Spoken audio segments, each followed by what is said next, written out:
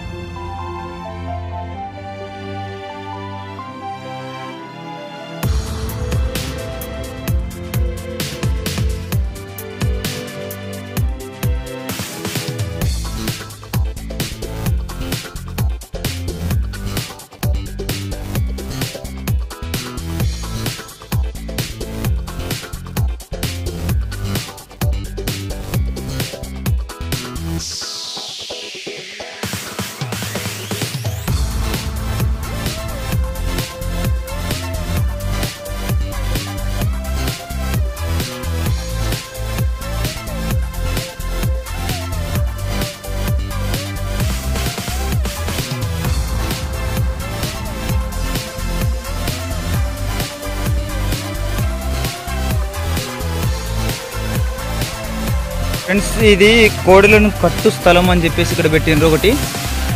Okay, ఇగో ఇది entrance. ఇదంతా జాతర సాగుతుంది, షాపులు అవన్నీ. ఇగో ఇది ఎంట్రన్స్, సమ్మక్క సారక్క వాళ్ళ మందిరం అన్నట్టు. లోపలికి పోతున్నాం మనము.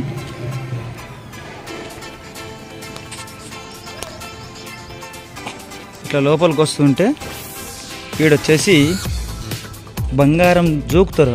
అంటే బంగారం అంటే అది చెప్పినాం కదా ఇందాక మనం, కాంట తక్కెడ. దీంట్లో ఏం చేస్తారంటే ఆ యొక్క ఏదైతే బెల్లం ఉంటుందో ఆ బెల్లం జోకుతారు, జోకి దేవునికి ఇక్కడ అప్పచెప్పి పోతారు అన్నట్టు. సో ఇది గుడి లోపలికి ఎంట్రన్స్. ఎదురు కోళ్ళు అంటే రాసింది ఇక్కడ. ఎదురు కోళ్ళు అంటే ఎదుర్కోళ్ళు ఎదుర్కపోతారు చూడు, అది నాగలకి వెళ్ళి తక్కుపోయినట్టు అట్లా. ఓకే, ఇక్కడ వచ్చేసి బయటనే ఉంది ఇదంతా,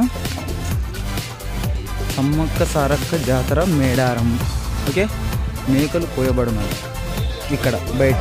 ఎవరైనా కోసుకొతికి రావాలనుకుంటే అది వ్యవహారం. సో ఇప్పుడు ఇది ఎంట్రన్స్, లోపలికి గుడి. ఇది బయట ఇది. సో ఇప్పుడు లోపలికి మనం పోదాం. గుడి ఎక్కడ ఉంది, ఇది లోపలికి వచ్చినాము.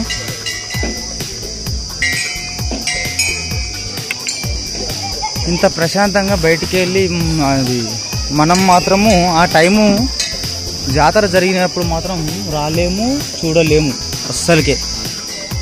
గద్దెలను చూపిస్తాను ఇప్పుడు చూడండి. ఇది ఫ్రెండ్స్, ఈడ సారక్క అయితే చిన్నామేనంట, సారక్క గద్దె ఇది.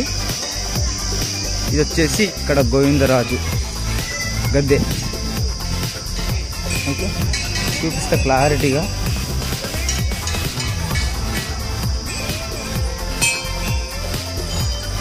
ఇది ఈ సారక్క వారి గద్దె.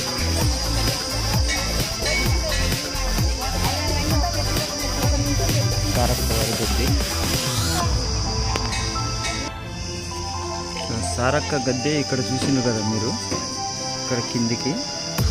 గోవిందరాజు గారిది ఈ సారక్క భర్త అన్నమాట, గోవిందరాజు గారు.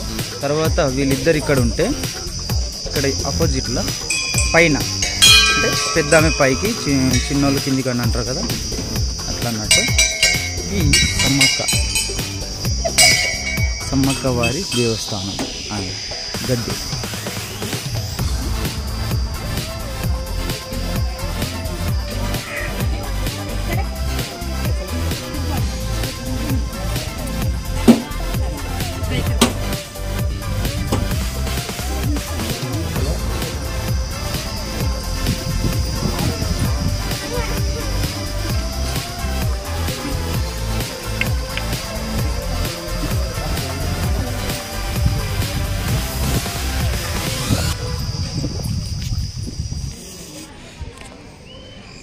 ఇది ఫ్రెండ్స్ కంప్లీట్ అయిపోయింది ఇక్కడ మొత్తము టోటల్. అక్కడ వాళ్ళిద్దరు అక్కడ, వీళ్ళిద్దరిది ఇక్కడ.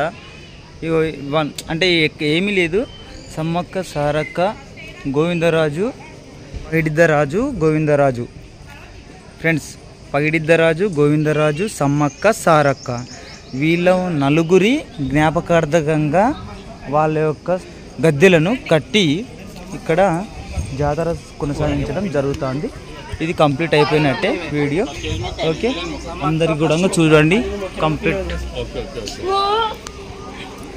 కంప్లీట్ అయిపోయింది. మనం బయటికి వెళ్ళిపోతున్నాం ఫ్రెండ్స్. రైట్, మళ్ళా